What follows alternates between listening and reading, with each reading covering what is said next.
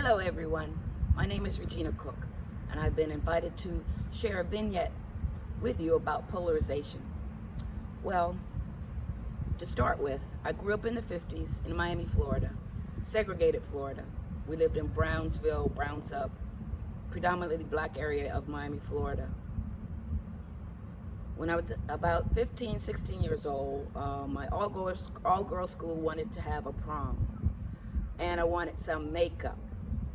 So back in those days, the black girls and black women, we just used like baby powder, put it on a little red sponge, pat it on your face just to get the shine off. We didn't have all of these varieties of black makeup to our access. So my dad went with me to Woolworths on 62nd Street and about 37th Avenue, which is the area they call Hialeah, right across the railroad tracks. There's a J.C. Penney's there and a Woolworths. Like I said before, my dad went with me. I'll get back to that. And so we went into the store, and I started looking around at the CoverGirl makeup, the Maybelline, and a little Revlon makeup, because if you know anything about the segregated South, that was a 5 and dime store. You can ask your grandparents about that. You can ask me too if you see me one day. 5 and dime store. And things are a little bit cheaper there, so I didn't have much allowance to buy anything. Kids in those days didn't get a credit card. So I went to ask the lady if they had any makeup for my skin, and she, kind of looked at me, and I kind of looked at her. Then I looked at my dad.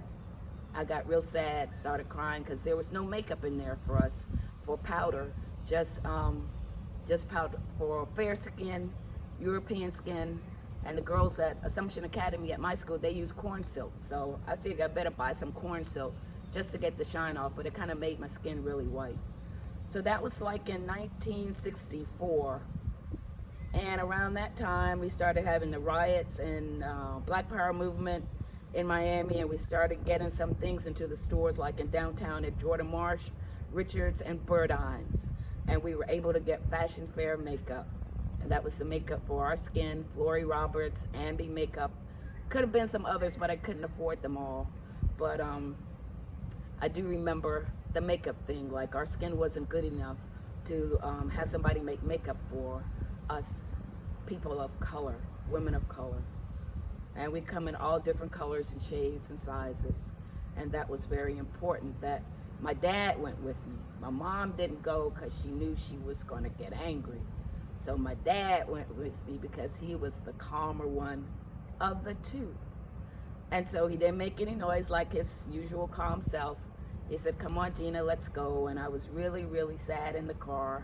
And like I said before, I started crying. And he said, "It's going to be all right. We're going to find something." Well, we didn't have a prom that year. I did use the corn silk, but we still had a dilemma of makeup.